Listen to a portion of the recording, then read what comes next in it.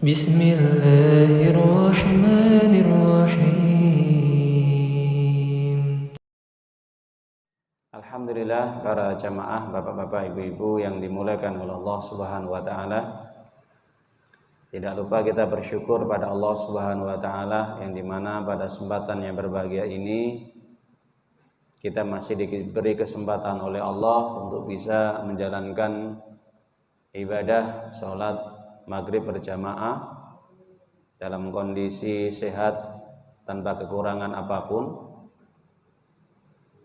Ini semua tidak lepas dari rahmat yang Allah berikan kepada kita. Karena dengan rahmat Allah kita bisa melaksanakan segala aktivitas yang kita kerjakan. Dan kita bersyukur juga kepada Allah Subhanahu wa taala dengan syukur sebanyak-banyaknya karena kita masih diberi iman dan Islam dalam diri kita. Karena iman Islam ini merupakan karunia, merupakan nikmat yang paling agung, nikmat yang paling besar daripada nikmat-nikmat yang lainnya.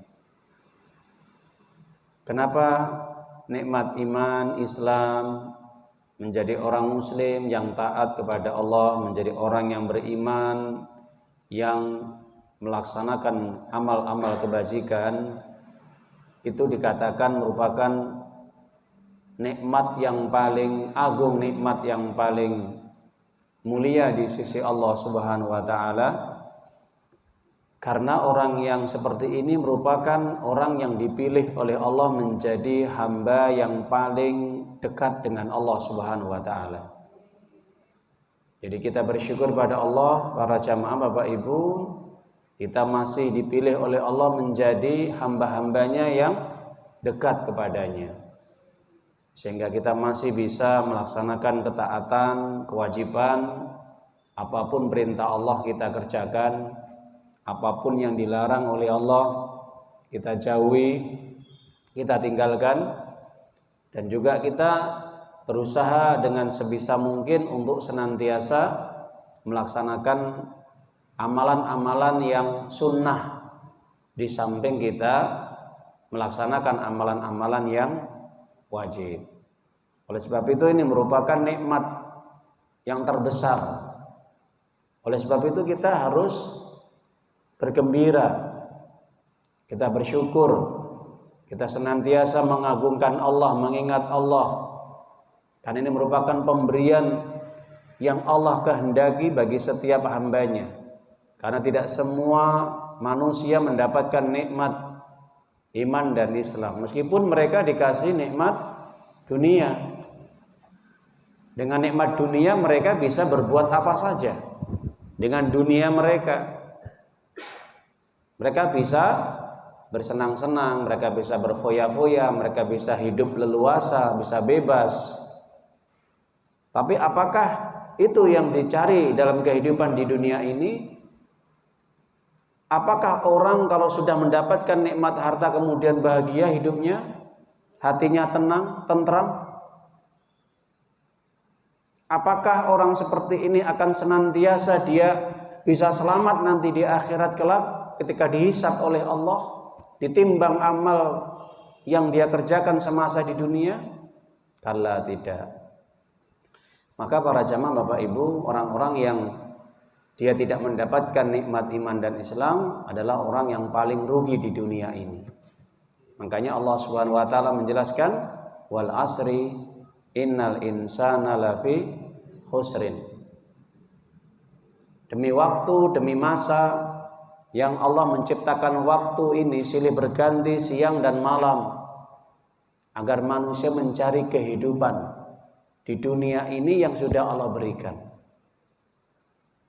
Allah memberikan kesempatan kepada manusia untuk mencari kehidupan dunia, mencari makan, mencari apapun yang itu untuk kelangsungan hidupnya. Akan tetapi Allah Subhanahu wa taala memberikan peringatan keras. Innal insana lafi khusrin.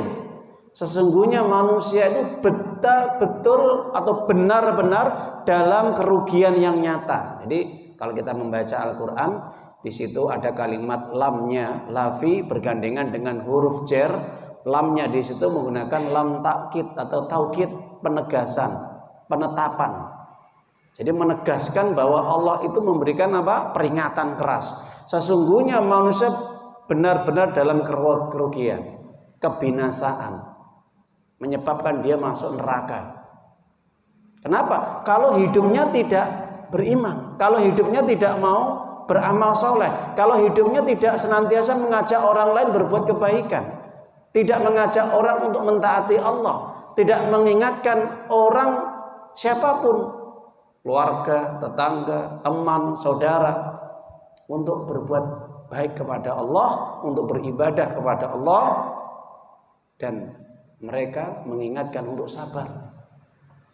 Jadi rugi para jamaah Bapak Ibu, ya. Jadi orang mereka yang hidupnya itu jauh dari agama Allah, jauh dari peringatan Allah, mereka tidak punya iman, mereka tidak mau beramal soleh, berbuat amal kebaikan, melaksanakan kewajiban perintah Allah.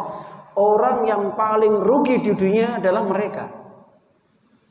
Makanya para jamaah Bapak Ibu, hari ini kita masih dituntun, dibimbing sama Allah terus, kita bisa sholat, melaksanakan kewajiban Allah, perintah-perintah Allah, dan ditambah dengan sunnah-sunnahnya. Kita masih dituntun oleh Allah untuk bisa ngaji, belajar agama Islam bersama-sama, berkumpul. Ini merupakan prestasi yang harus kita banggakan di hadapan Allah. Kenapa kita bangga? Kenapa kita ini gembira? Karena Allah masih menuntun kita, memperhatikan kita, membimbing kita. Ini menunjukkan Allah sayang kepada kita. Allah masih memberikan rahmat kepada kita. Allah masih memberikan karunia yang besar kepada kita. Makanya sampai Allah turunkan di dalam surat Yunus, surat yang ke-10, ayat yang ke-58. Apa kata Allah? Qul bi fadlillahi wa bi rahmatihi fabidzalika falyafrahu huwa khairum mimma yajma'un, ya. Jadi Allah menjelaskan di dalam ayat ini, katakan wahai Muhammad kepada umatmu, ketika seseorang mendapatkan karunia Allah, fadlullah, itu karunia Allah. Apa itu? Bisa belajar Al-Quran, bisa ngaji, ya, membahas ayat-ayat Allah, hadis-hadis Nabi Sallallahu Alaihi Wasallam. Itu karunia, itu fadlullah. Nah itu di dalam tafsir surat Yunus ayat 58, surat ke-10, para ulama ahli tafsir mengatakan yang dimaksud dengan fadlullah adalah apa? Yaitu Al-Quran. Orang dikasih pemahaman Al-Quran yang benar, orang diberi nikmat untuk bisa belajar, ngaji, ya, bisa tadarus, memahami ayat-ayat Allah, memahami sunnah-sunnah Rasul, ya, Masya Allah. Ini merupakan fadlullah, karunia Allah. Yang kedua, wa bi rahmatihi, dan Allah pun memberikan rahmat. Apa rahmat? Para ulama ahli tafsir ketika menjelaskan ayat ini mengatakan apa? Ketika orang masih diberi oleh Allah nikmat iman dan Islam dalam dirinya, dia masih kuat menjaga imannya, dia masih istiqomah dalam beribadah kepada Allah, dia masih bisa menjalankan semua perintah-perintah Allah, kewajiban apapun dijalankan dengan baik tanpa ada hambatan apapun, dan dia merasa bahagia, merasa tentram jiwa hatinya untuk mentaati Allah, beribadah kepada Allah. Ini yang menghantarkan dia kepada rahmatnya Allah, ya Bapak Ibu, kasih sayangnya Allah. Maka yang demikian itu kata Allah, hendaknya mereka falyafrahu, apa? Hendaknya mereka bergembira, senang, bersyukur. Kenapa? Karena masih menjadi orang muslim yang taat kepada Allah. Dan ini harus dijaga sampai kapan? Sampai meninggal dunia. Wala tamutunna illa wa antum muslimun. Janganlah kalian meninggal kecuali dalam kondisi tetap menjadi orang muslim yang taat kepada Allah. Jangan sekali-kali berbuat maksiat kepada Allah, apalagi sampai meninggalkan Islamnya, murtad. Naudzubillah. Naudzubillah. Jadi para jamaah Bapak Ibu, ini harus kita syukur ya. Hari ini kita masih menjadi orang Islam yang taat kepada Allah. Apakah ada orang Islam yang tidak taat? Artinya apakah ada orang Islam yang kadang-kadang mengabaikan perintah Allah? Ya banyak. Islam tapi nggak mau dia belajar agama. Islam tapi tidak mau ngaji. Ya. Islam tapi kadang masih berbuat maksiat. Banyak. Ya. Nah ini perbedaannya di situ para jamaah Bapak Ibu. Oleh sebab itu di sini kita berusaha untuk tetap istiqomah karena kita menjaga amal kebaikan, amal soleh itu lebih berat daripada kita ini sekedar beramal. Kalau orang beramal bisa, tapi setelah itu menjaganya mampu nggak? Bisa nggak? Belum tentu. Tanpa rahmatnya Allah, tanpa karunia Allah, pertolongan Allah, kita tidak dimampukan untuk bisa hadir di sini, bermajlis, bermujalasah, duduk bersama, bermuajahah, bertatap muka dalam rangka untuk apa? Watawasau bil haq, watawasau bis sabr. Saling menasehati, saling mengajak, saling mengingatkan dalam kebaikan.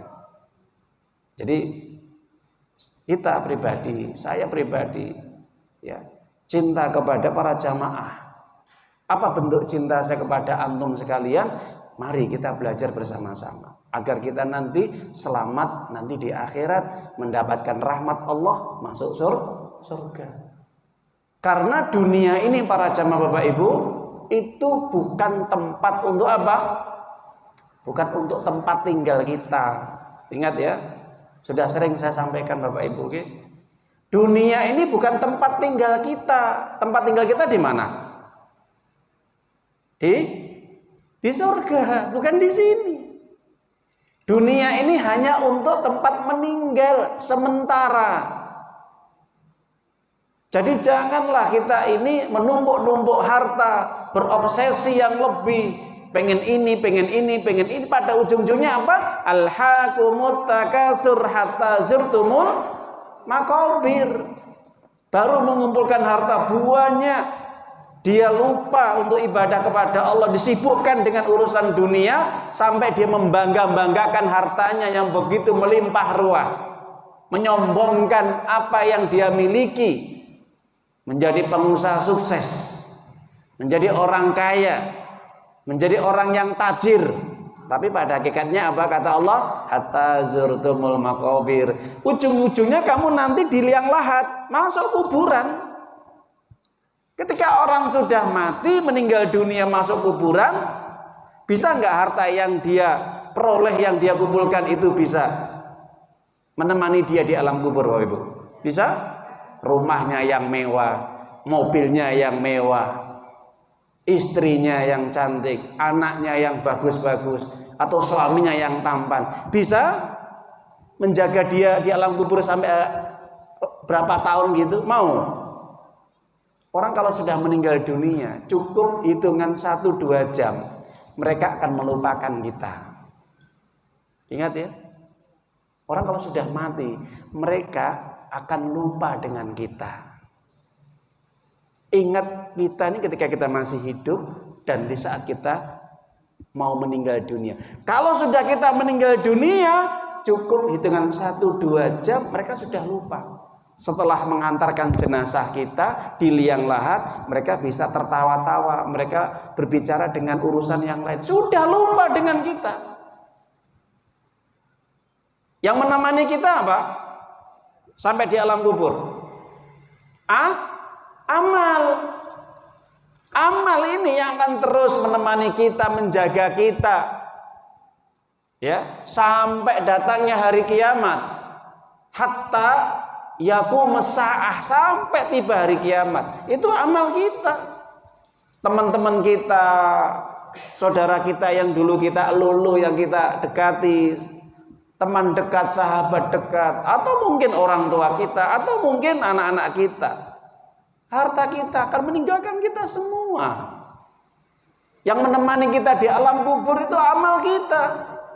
Mungkin hari ini kita bisa berkumpul, kita mungkin punya banyak teman, tapi teman yang kita kenal, mereka tidak akan mungkin menemani kita di alam kubur. Cuma amal kita. Jadi para jamaah Bapak Ibu yang dimuliakan oleh Allah SWT, maka Rasulullah SAW mengatakan di dalam satu hadis Imam Muslim, yatba'ul mayit thalatha. Mayit itu akan diikuti oleh 3. Apa saja? Ahluhu wa maluhu wa amaluhu. Jenazah ketika dihantarkan ke liang lahat di alam kubur itu diikuti 3. Keluarganya, anak istrinya atau suaminya, atau mungkin orang tuanya, hartanya, ya, mobilnya yang dibawa untuk menghantarkan jenazah, gitu, dan juga amalnya. Fayarji'u thnani wa yarji'us wayabqal wahid. Yang 2 itu keluar atau kembali dari kuburan, keluar dari kuburan atau kembali ke tempat tinggal mereka. Yang 2, yang 1 tetap tinggal di situ. Yarji'u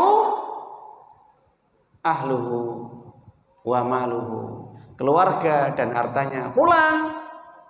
Apa yang dikubur di situ? Motor mobilnya. Apa rumahnya diangkat, dijunjung, diletakkan di kuburan? Enggak muat.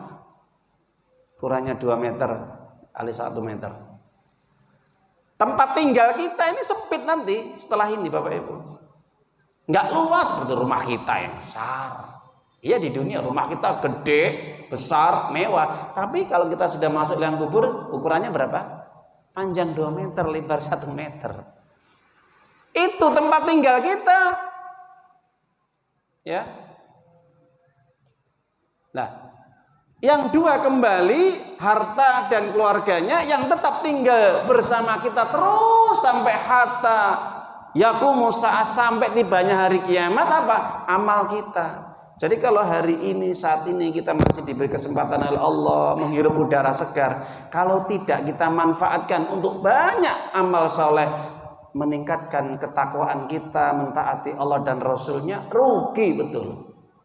Rugi betul. Ya, para jamaah Bapak Ibu, makanya itulah yang harus kita kuatkan dalam diri kita adalah, ya Allah, kita minta kepada Allah untuk senantiasa dijaga ibadah kita, amal soleh kita sampai kita meninggal dunia dalam kondisi husnul khotimah. Ya, para jamaah Bapak Ibu yang dimuliakan oleh Allah, kita akan melanjutkan apa yang pernah saya sampaikan.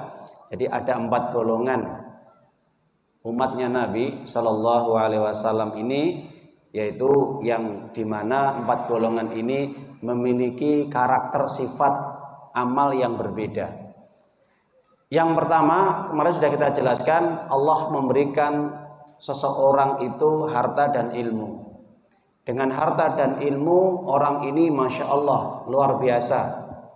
Dengan hartanya dia semakin banyak berbuat kebaikan-kebaikan. Dia memborong pahala. Dia orang kaya, punya ilmu, memborong pahala.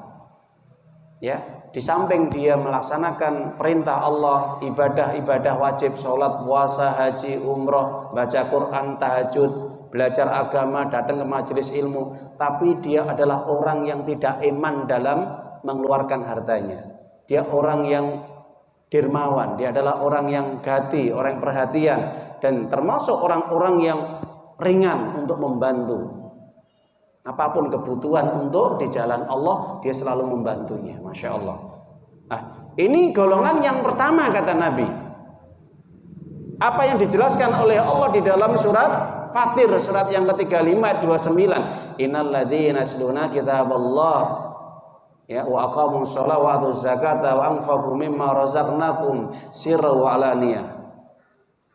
Wa yarjuna tijaratan lan tabur. Sesungguhnya orang-orang yang dia membaca ayat-ayat Allah, ngaji, belajar. Oh, ini ada perintah, ini larangan. Oh, ini apa yang disebutkan oleh Allah, dikatakan oleh Allah, difirmankan oleh Allah. Dia praktekkan ilmunya tadi. Ngerti dia, ini perintah, ini larangan. Dipraktekkan betul. Kenapa? Dia yatsluna kitaballah, utslu, membaca, tala yatslu tilawah. Jadi kalau kita membaca Al-Quran, setiap ada kalimat uslu ma uhiya ilayya alladzina yasluna kitaballah ta'ala yatslu tilawatan, bahasa Arabnya. Ya, itu artinya apa? Belajar memahami isi kandungan Al-Quran. Beda kalau qara'a yaqra'u qira'atan Quran, itu adalah sekedar membaca. Kadang-kala orang membaca belum tentu dia paham, belum tentu dia ngerti maksudnya, isi kandungannya, harus dituntun, harus dibimbing. Tapi kalau yatslu, dia sudah mengerti dan paham isinya, karena dia belajar terus. Ya, dengan dia belajar, dia ngerti isinya. Oh, seperti inilah. Ketika dia sudah membaca Al-Quran, kata Allah di dalam surat Fatir, surat 35 ayat yang 29. Alladzina yasluna kitaballah, ketika mereka membaca ayat-ayat Allah dengan pemahaman dan pengertian maksud-maksudnya, ngerti dia dan mentadaburinya, di samping dia membaca dengan benar sesuai dengan tajwidnya, makhrajul hurufnya, maka mereka orang-orang yang melaksanakan sholat. Ya, jadi ada perintah sholat, sholat. Ada perintah zakat, zakat. Ada perintah apapun di dalam Al-Quran itu dijalankan tanpa ada beban dalam hatinya, tanpa ada rasa berat dalam hatinya.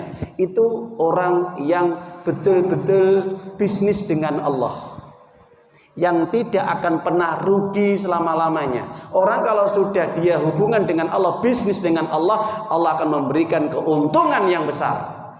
Gak main-main, lantabur, tidak akan pernah rugi dia selama-lamanya. Ingat, tijaratan lantabur, perdagangan yang tidak akan pernah rugi, bangkrut selama-lamanya. Kalau orang bisnis urusan duniawi, suatu saat dia bangkrut, habis, ludes hartanya. Tapi kalau bisnis dengan Allah, tidak akan pernah bangkrut dia. Kelihatannya orang miskin, tapi jiwanya damai, bahagia. Kenapa? Karena sama Allah dijaga terus. Dia tidak pernah merasakan apa? Putus asa dalam hidup itu. Kenapa? Karena dia yakin pahalaku banyak di sisi Allah. Meskipun saya tidak dikasih harta banyak. Kenapa? Mudah-mudahan Allah memberikan rahmatku, biar saya tabung pahala saya di akhirat. Gak masalah saya. Orang kaya ya seperti itu. Dia berusaha untuk menabung sebanyak-banyaknya pahala nanti di akhirat. Harta yang Allah berikan, yang Allah titipkan, digunakan untuk kebaikan-kebaikan amal soleh, membantu fakir miskin, anak yatim, janda yang tidak mampu, untuk fisabilillah, untuk jihad, untuk pengajian, untuk dakwah dan sebagainya. Itu harta yang digunakan untuk kebaikan. Siang dan malam dia infakkan. Kenapa? Harta yang Allah berikan titipan, bukan miliknya, bukan titipan. Ya. Orang seperti ini berpikir cerdas para jamaah Ibu. Apa? Karena mereka mengharapkan perdagangan yang tidak akan pernah rugi selama-lamanya. Yarjuna tijaratan lan tabur. Tidak iman mengeluarkan hartanya. Ya. Ini derajatnya tinggi para jamaah Ibu. Derajatnya tinggi. Yang kedua, Allah memberikan orang ilmu tapi tidak diberikan harta. Tapi Masya Allah, orang ini mengatakan apa? Dikatakan di dalam hadis tersebut, qala, ketika seseorang diberi ilmu tapi tidak diberi harta, maka dia mengatakan, lau kana li mislu hadza alladhi ya'mal, seandainya Allah memberikan harta kepadaku, pasti aku akan bersedekah dan berinfak sebagaimana orang kaya itu. Saya akan gunakan untuk kebaikan-kebaikan, berangan-angan. Ya, berangan-angan tapi untuk kebaikan. Apa kata Nabi sallallahu alaihi wasallam? Qala Rasulullah sallallahu alaihi wasallam fahuma fil ajri syawa, pahalanya sama sebagaimana orang kaya tadi. Masya Allah, ya. Orang nggak punya duit, orang nggak punya harta, yang digunakan untuk infak sedekah, pas-pasan untuk makan aja cukup dia. Tapi dia selalu, ya Allah, andai kau memberikan harta, insya Allah akan berusaha untuk berbuat kebaikan-kebaikan. Terkait dengan masalah ini ada satu hadis di dalam hadis Imam Bukhari. Rasulullah SAW bersabda dari Abu Hurairah radhiallahu anhu, sahabat Nabi mengatakan, suatu ketika Rasulullah SAW kedatangan rombongan Ya, datang rombongan. Ada yang mengatakan kaum muhajirin datang kepada Rasulullah SAW. Kemudian mereka mengatakan, ya Rasulullah, kami ini orang yang nggak punya apa-apa. Kami orang yang melarat ibaratnya. Tapi kami ingin dapat pahala yang besar. Lihat tuh orang kaya ya Rasulullah. Mereka sholat sebagaimana kita sholat. Mereka puasa sebagaimana kami puasa.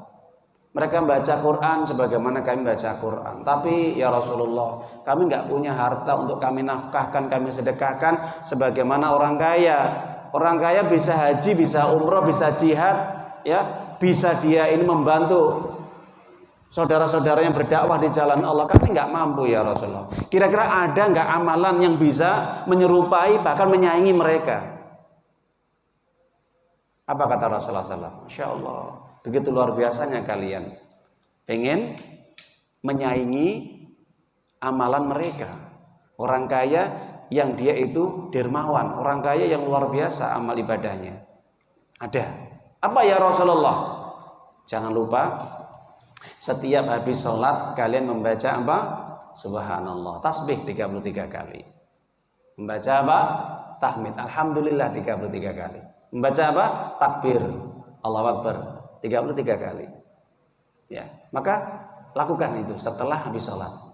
Tasbih 33, kemudian tahmid 33, kemudian takbir 33. Kemudian pulang, rombongan ini dipraktekkan terus berzikir. Orang kaya dengar.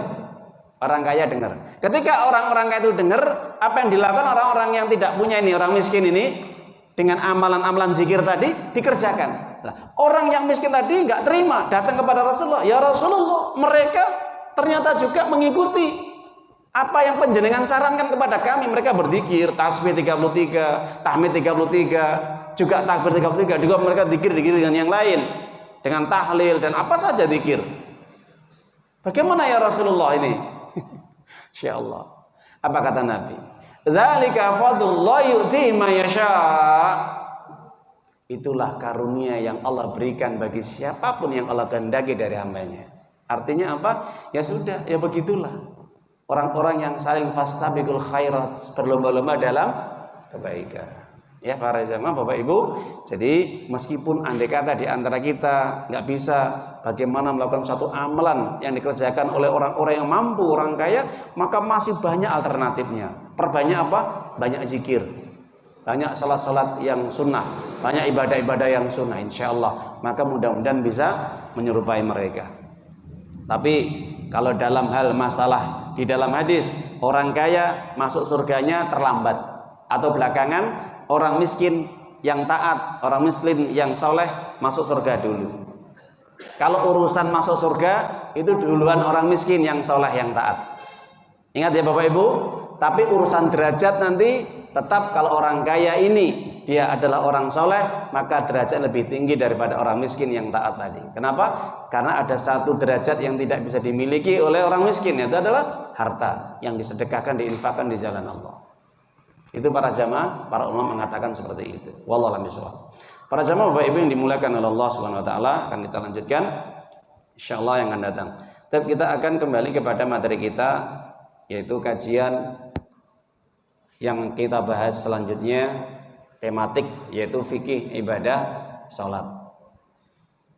Para jamaah Bapak Ibu yang dimuliakan oleh Allah Subhanahu wa taala, kita masuk dalam fikih ibadah salat. Wudu sudah kita bahas, tayamum sudah kita bahas, insyaallah sebagai syarat ya sahnya salat.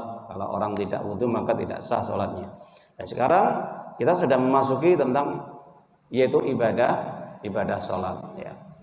Para ulama menjelaskan secara definisi bahasa lughatan, salat adalah doa. Salat adalah doa. Adapun secara istilah ataupun syar'an ataupun terminologi, ibadah salat adalah suatu gerakan yang dimulai dengan takbiratul ihram, ditutup dengan salam, dan sesuai dengan ketentuan-ketentuan syarat-syarat dan kewajiban yang ditunjukkan oleh Rasulullah SAW. Jadi mulai takbir sampai salam, gerakan semuanya itu syarat-syaratnya, kewajiban-kewajibannya, aturan-aturannya harus sesuai mengikuti apa yang dicontohkan oleh Nabi Shallallahu Alaihi Wasallam. Itu secara syar'i istilah atau terminologi. Jadi kalau ada orang, aku sudah sholatnya bagaimana? Ya doa saja. Yang penting aku yakin gitu ya. Ini secara bahasa belum masuk. Betul, secara ya etimologi bahasa ini, logotan ini adalah sholat doa. Ya, berdoa saja kepada Allah, tapi dia enggak melakukan gerakan. Takbir enggak, membaca doa iftitah tidak, membaca Al-Fatihah tidak, membaca surat-surat pendek tidak, rukuk sujud enggak, tasawuf awal akhir enggak. Ini bukan sholat yang sebenarnya, ya. Cuman dia doa, iling, lah itu ada keyakinan gitu. Aku sholat juga, tapi cuma doa saja. Ada yang berdoa saja. Nah, ini kurang benar. Yang benar bagaimana? Tadi dimulai dengan takbir, ya, kemudian dengan bacaan-bacaan, syarat-syaratnya, ketentuannya, kemudian kewajiban-kewajibannya. Mulai di situ ada baca Al-Fatihah, kemudian ada rukuk, kemudian ada sujud, kemudian ada ya duduk di antara dua sujud, ya duduk iftiras, kemudian ada tasawuf awal, ada tasawuf akhir. Ini sholat yang sebenarnya. Ya, makanya Rasulullah SAW menjelaskan dalam hadis Imam Bukhari apa? Shallu kama ra'aitumuni usolli. Sholatlah kalian sebagaimana melihat tata caraku, gerakanku bagaimana ketika aku sholat, mulai takbir sampai salam harus sesuai dengan prakteknya Nabi. Ini dalilnya yang dinamakan sholat. Sholatlah kalian sebagaimana kama usolli, sebagaimana melihat tata cara sholatku. Shallu kama ra'aitumuni usolli. Sholatlah kalian sebagaimana melihat tata cara sholatku. Jadi kalau ada orang sholat, Bapak Ibu nggih, ada orang sholat, kok gerakannya mulai takbir sampai salam nggak sesuai dengan Nabi, itu bukan orang sholat. Entah dia keyakinannya apa, alirannya apa, golongannya apa. Contoh, sebagaimana orang-orang Syiah, beda sholatnya dengan orang-orang Muslim. Syiah bukan Islam ya. Ada orang Syiah ketika dia sholat gerakannya berbeda dengan orang Islam. Dia ketika sujud pakai batu, ya. Kemudian dia tanpa adanya mungkin rukuk yang mungkin rukuknya nggak sama, bacaannya pun yang nggak sama. Nah, jadi ketika ada orang ibadah sholat yang tidak sesuai dengan gerakan Nabi mulai takbir sampai salam, itu bukan sholat yang sebenarnya sebagaimana sholatnya orang Islam. Sholat madhab mana Bu? Etan, bukan madhab ulon. Nah ini juga kan ada aturannya kan, ada syarat-syaratnya, ada kewajibannya yang harus dijalankan. Nah itu mana dalilnya Ustaz? Bisa kita buka di dalam surat Al-Ankabut ayat 45, surat yang 29. Itu perintah di dalam Al-Quran. Sebenarnya banyak ya. Di dalam surat Al-Baqarah ayat yang ke-43 juga Allah perintahkan. Jadi kalimat sholat itu ada puluhan ayat yang diulang-ulang oleh Allah di dalam Al-Quran. Tapi kita buka satu ayat saja di dalam surat Al-Ankabut, surat yang ke-29 ayat yang 45. Apa kata Allah? Utsluma uhya ilal minal kitab wa aqimis sholah. Hendaknya kalian usluma uhya ilaika minal kitab, ya. Hendaknya engkau membaca Alkitab, Al-Quran. Jadi ini perintah dari Allah kita sebelum sholat belajar dulu Bapak Ibu. Belajar dulu. Kalau nggak belajar sholatnya nanti berantakan. Nggak bisa khusyuk, nggak bisa tumakninah, bacaannya salah, dan masih banyak lagi kesalahan-kesalahannya. Ini penting sekali, ya. Maka berdasarkan ayat ini, maka sudah sampaikan, utslu ma uhya ilayya. Bacalah Al-Quran, pahami Al-Quran, isinya, kemudian engkau praktekkan. Bagaimana? Kerjakan sholat. Inna sholata tanha anil fasya'i wal munkar. Sesungguhnya sholat itu mencegah perbuatan keji dan mungkar. Jadi di dalam ayat ini para jamaah Bapak Ibu, orang yang sholat ketika sholatnya benar, pasti dia tidak akan pernah mau melakukan perbuatan keji dan mungkar. Tapi kalau sholatnya salah, berantakan, pasti di dalam dirinya masih senang melakukan perbuatan keji dan mungkar atau maksiat. Kenapa? Ini menandakan sholatnya nggak benar, sholatnya salah. Itu. Wala dzikrullahi akbar. Wallahu ya'lamu ma tasna'un. Karena salat bukan zikir yang paling utama, mengingat Allah yang paling utama adalah salat. Dan Allah mengetahui apa yang kalian perbuat. Ketika salat Allah melihat kita. Makanya sampai Nabi mengatakan, idza kuntum ila salatin fasallimu waddi'in. Kalau kalian sedang salat, maka salatlah yang benar menghadap Allah, seakan-akan salatmu itu yang terakhir hidupmu. Dalam hadis Imam Muslim. Jadi kalau kita salat, benar salatnya. Kalau orang salatnya benar itu pasti apa, Bu? Insya Allah lebih khusyuk, tumakninah, dan dia merasakan bisa-bisa ini adalah salat saya terakhir ya Allah. Terimalah salatku ya Allah. Jadi Bapak Ibu para jamaah ya, perintah salat. Orang kalau benar salatnya pasti dia tidak akan berbuat maksiat ya. Perbuatan dosa-dosa, kesalahan dia berusaha untuk ditinggalkan. Nah itu. Ustaz, setiap manusia kan mungkin nggak lepas dari dosa. Iya benar.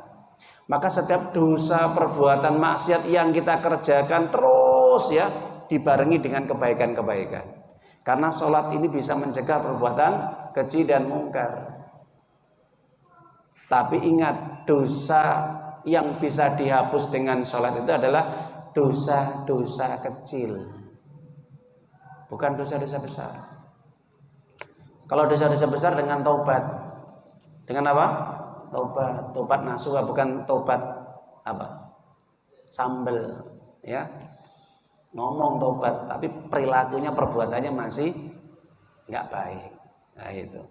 Makanya para jamaah Bapak Ibu, di dalam hadis Imam Muslim dikatakan as-salawatul khamsu war ramadan ila ramadan wal jum'ah ila jum'ah ma lam syal kabair. Orang yang senantiasa menjaga sholat 5 waktunya dengan benar dan baik, dan dia menjaga sholat Jumatnya hari ini dengan Jumat yang telah lalu, dan dia menjaga Ramadan ini dengan Ramadan yang telah lalu atau Ramadan yang akan datang, maka itu bisa mukaffiratul lima bainahunna, itu bisa menghapus dosa-dosanya yang kecil, malam yang syal kabair, selama dia tidak melakukan dosa-dosa besar, zina, membunuh, makan riba, mencuri, dan masih banyak dosa besar, apalagi dosa syirik ya Bapak Ibu nggih. Jadi kalau ada orang sholat ya nyun sewu, dia tidak bisa menjaga lisannya, suka menggibah, suka mengfitnah, maka nggak benar sholatnya ini. Betul, nggak benar. Kenapa? Karena dia nggak paham dengan ayat Allah, inna sholata tanhanil fasya'i wal munkar. Sholat itu bisa mencegah perbuatan keji dan mungkar. Ini perbuatan keji. Mulut itu keji. Paling keji adalah mulut sebelum kemaluan.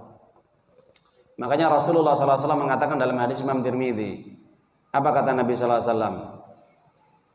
Athqalu fi mizanil mu'min yaumal qiyamah min hasan khuluq, min khuluqi hasan. Tidak ada timbangan yang paling berat nanti pada hari kiamat bagi seorang mukmin nanti adalah apa? Perilaku yang baik, pribadi yang baik. Wa innallaha la yabghudul fahish wal badi. Allah sangat benci kepada seorang hamba yang tidak bisa menjaga mulutnya dan perbuatannya. Tandanya apa? Salatnya nggak benar ini. Ya, jadi salatnya nggak benar. Karena nggak bisa menjaga mulutnya dan perbuatannya. Mulutnya diungkapkan dengan perbuatan. Di mana? HP, chattingan, Facebookan, kirim WA, obrolan-obrolan, kata-kata, kalimat itu yang dicurahkan, yang dilontarkan lewat ketikan adalah mulut. Ya, ini perbuatan gerakan. Ingat, jadi apapun yang kita ketik, yang kita share, yang kita upload ini imbas pengaruh dari mulut kita. Kalau mulut kita baik, insya Allah baik, ngetiknya baik, share-nya baik, ya. Tapi kalau mulut kita jelek, buruk, cacat, fahish, keji, pasti yang kita ketik itu juga keji, maksiat-maksiat, sesuatu yang tidak diridhai oleh Allah. Itu. Jadi bisa dilihat ya. Ini kalau penjenengan ngobrol di HP dengan teman siapapun ya, kok perkataannya gini, atau di grup kok perkataannya gini, tanda sholatnya nggak bener ini. Meskipun dia ngaku Islam, meskipun dia seorang Muslim atau Muslimah yang kelihatannya menutup aurat, tapi ternyata apa? Dilihat bisa dari ketikannya. Itu kalau ngobrol jarak jauh ya dengan HP. Tapi kalau langsung gini kan kelihatan langsung. Nah, jadi para jamaah guru, hati-hati dalam kita bersikap. Ini kata Allah SWT. Ingat ya, kita nasihatkan siapapun, keluarga kita, istri kita, anak kita, atau saudara kita, ketika dia mengetik, ketika dia sedang ngobrol di grup atau dimanapun, ini kelihatan.